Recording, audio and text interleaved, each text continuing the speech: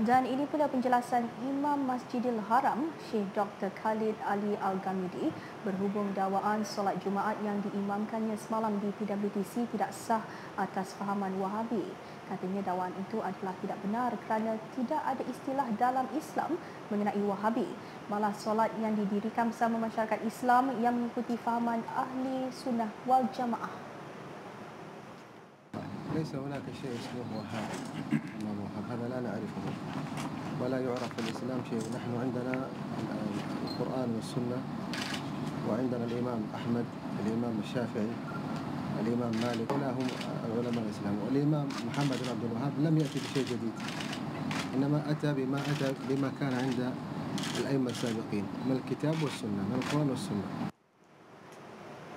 Beliau mengulas dakwaan pihak pembangkang menerusi laman sosial bahawa solat Jumaat yang diimamkannya semalam tidak sah kerana berfahaman Wahabi.